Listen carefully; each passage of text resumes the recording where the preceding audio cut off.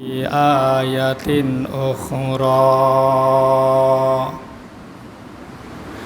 ومن الليل فتهجد به نافلة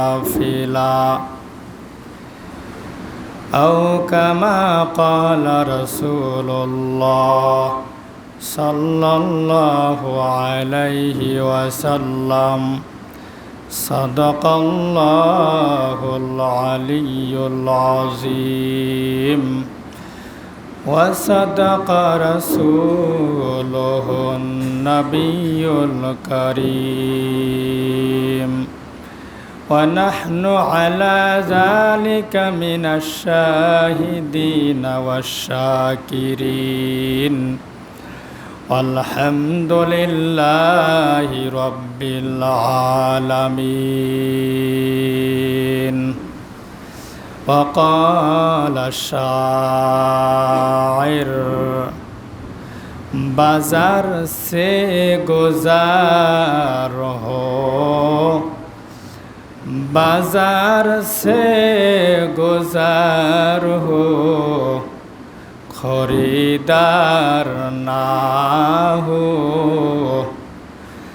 बाजार से गुजार हो खरीदार ना हो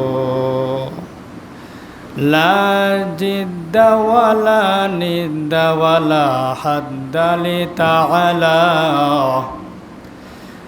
ला जिद्द वला निद्द वला हद्द लितअला अल-आन कमा कान वलम यल्का ज़वाला अल-आन कमा कान वलम यल्का ज़वाला ला शिबहा लिमन सव्वरा मिस्लन व नज़ीरा ला शिबहा लिमन सव्वरा मिस्लन व नज़ीरा मन क़ाल सवा ज़ालिका क़द क़ाल मुहाला मन क़ाल सवा ज़ालिका क़द क़ाल मुहाला। বর্ষাকাল আরম্ভ হয়েছে। এই বর্ষাকালের মুহূর্তে আল্লাহ আমাদের সবাইকে মসজিদে আসার তৌফিক দান করেছেন এবং পাশাপাশি কোরআন ও হাদিস থেকে বয়ান শোনার তৌফিক দান করতেছেন। সকলেই মাবুদের কাছে আল্লাহ তাআলার কাছে সকলে বলি আলহামদুলিল্লাহ। এই মুহূর্তে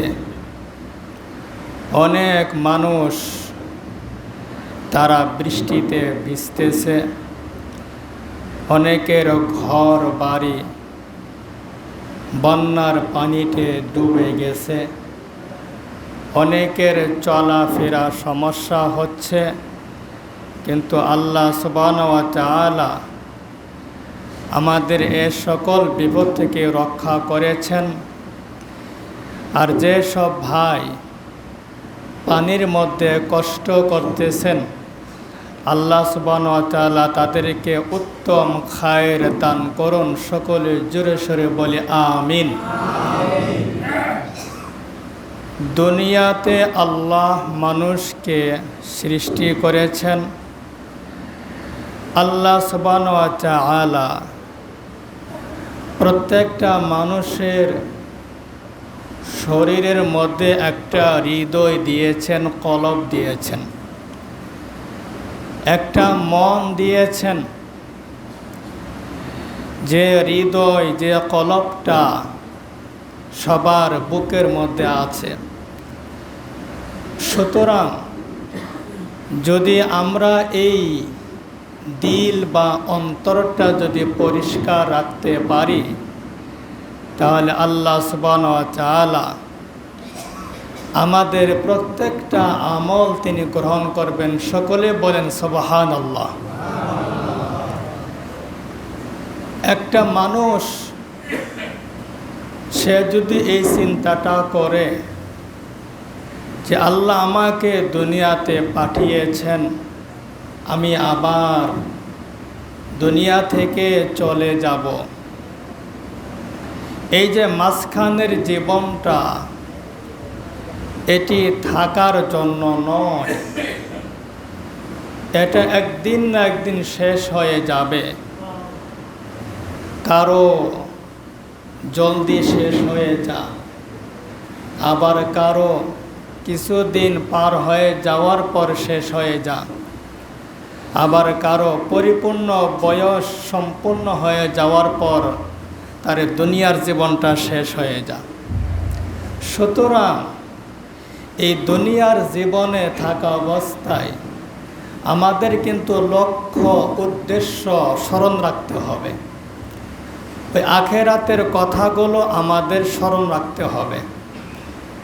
যদি আমরা আখেরাতের কথাগুলো স্মরণ রাখতে পারি, তাহলে এই দুনিয়ার মহব্বত আমাদেরকে আখেরাতের মুখী হওয়া থেকে কমাতে পারবে না।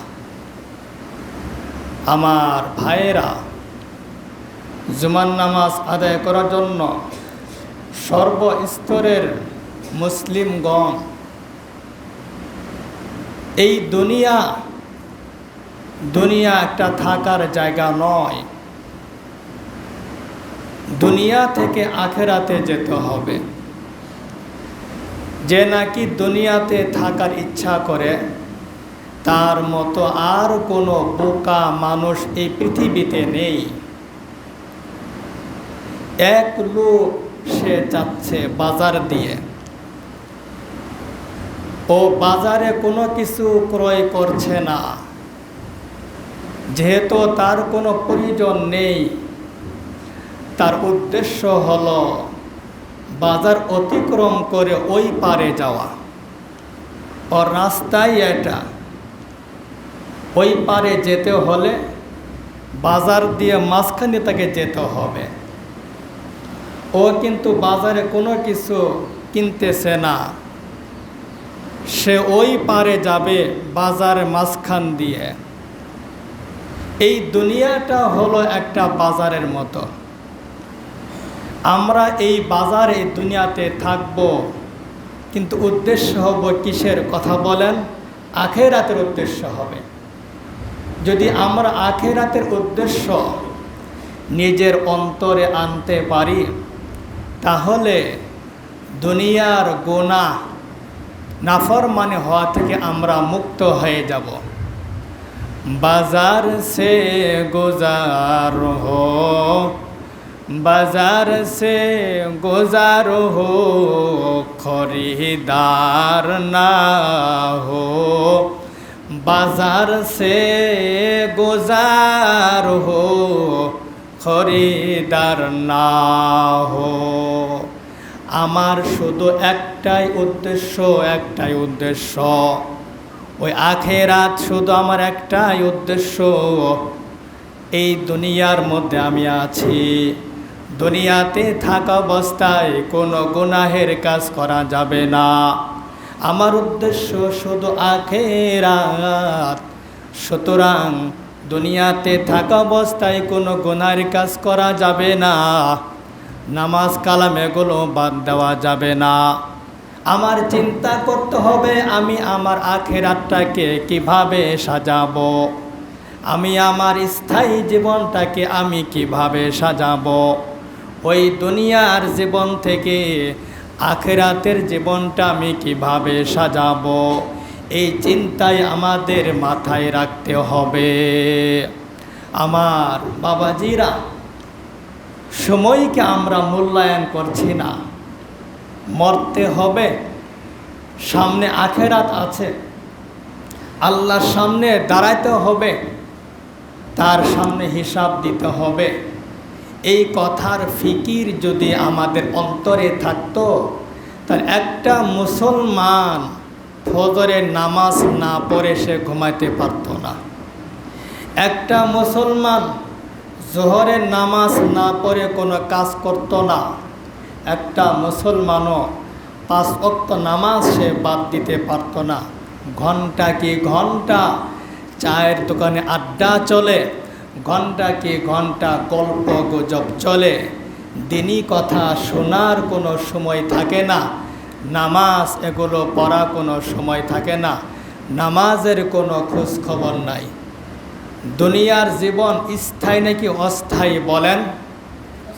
অস্থায়ী। দুনিয়ার জীবন হলো অস্থায়ী। অনেক বাদশাহ দুনিয়াতে আসতেছেন, তারা বাদশাগিরি করতেছেন, তারা দেশকে পরিচালনা করতেছেন। এক দেশের একটা নিয়ম ছিল যে এরকমভাবে যেই বাদশাহ হবে ও বাদশার ক্ষমতা হারানোর পরে তাকে থাকতে হবে দ্বীপের মধ্যে। অনেক বড় একটা দ্বীপ, ওর মধ্যে থাকতে হবে। সুতরাং ওই দেশের মধ্যে যেই বাদশাহ হয়, বাদশার ক্ষমতা শেষ, জনগণ তাকে ওই দ্বীপের মধ্যে রাখিয়া আসে। এখন যিনি বাদশাহ হচ্ছেন তিনি মনে করেন আমি যে কয়েক বছর এই দেশের বাদশাহ হয়ে আছি, আমি তো সুখ বিলাসে থাকব, কমপক্ষে এই কয়েকটা বছর সুখ বিলাসে থাকি, পরবর্তী কি হবে না হবেটা দেখা যাক। এরকম অনেক মানুষ তারা ওই দেশের মধ্যে বাদশাহ হয়েছে। যেই বাদশাহ হয়, সময় অতিক্রম হয়ে যাওয়ার পর জনগণ তাকে ওই দ্বীপের মধ্যে রাখিয়া আসে। এইভাবে চলছে। এক লোক ছিল অনেক বড় চালাক, সে জনগণকে জিজ্ঞাসা করল, যদি আমি এই দেশের বাদশাহ হই, আমার একটা সময় আছে, সময় যদি ফুরিয়ে যা তাহলে তোমরা আমাকে কোথায় রাখবা? জনগণ বলল, আমরাও তোমাকে ওই দ্বীপের মধ্যে রাখব, যে দ্বীপের মধ্যে ওরকম কোনো ঘর বাড়ি নেই, ওরকম কোনো খানা দানার ব্যবস্থা নেই, অসহায় অবস্থায় থাকতে হবে। ওই লোকটা বড় এরকম চালাক ছিল, সে বলল আমি এই দেশের বাদশাহ হব। বাদশাহ হয়ে যাওয়ার পর সে চিন্তা করলো, আমাকে যে জনগণ সময় শেষ হয়ে যাওয়ার পরে দ্বীপের মধ্যে রাখবে, ওই দ্বীপের মধ্যে আমি কিভাবে থাকব? আমি আমার বাদশাহ চলাকালে আমি কিছু ওই দ্বীপের মধ্যে একটা বাসা বানাই। সকলে বলেন সুবহানাল্লাহ। ওই বাদশাহ চিন্তা করলো, আমি আমার ক্ষমতা থাকা অবস্থায় ওই যে জনগণ আমাকে দ্বীপের মধ্যে রাখবে, দ্বীপের মধ্যে কোনো ঘর বাড়ি নাই, আমি আমার ক্ষমতা থাকা অবস্থায় ওই দ্বীপের মধ্যে একটা ঘর বানায়া নেই। যেহেতু নিশ্চিত আমার ক্ষমতা শেষ হয়ে যাওয়ার পর জনগণ আমাকে দ্বীপের মধ্যেই রাখবে। ওই বাদশাহ চিন্তা করলো, সুন্দর করে ঘর বানাইলাম, আমার খানা দানার ব্যবস্থাগুলো আমি করে সারি, সব কিছু কনফার্ম হয়ে গেল। ওই দ্বীপের মধ্যে সুন্দর করে একটা ঘর বানাইছে, খানা দানার ব্যবস্থাও করেছে, যেন কোনো অসুবিধা না হয়। সমস্ত অসুবিধার সমস্যাগুলো সমাধান করলো ক্ষমতা থাকা অবস্থায়। ক্ষমতা শেষ, জনগণ তাকে নিয়ে ওই দ্বীপের মধ্যে রাখিয়া আসলো। সে ওই দ্বীপের মধ্যে যাওয়ার পর সে তার বানানো ঘরের মধ্যে সে থাকা আরম্ভ করলো। তার কোনো খানা দানার কোনো অভাব নাই, তার কোনো ভোগ বিলাসের কোনো অভাব নাই। আগের বাদশাহ যারা আসছিল তারা না খায়ে মরছে।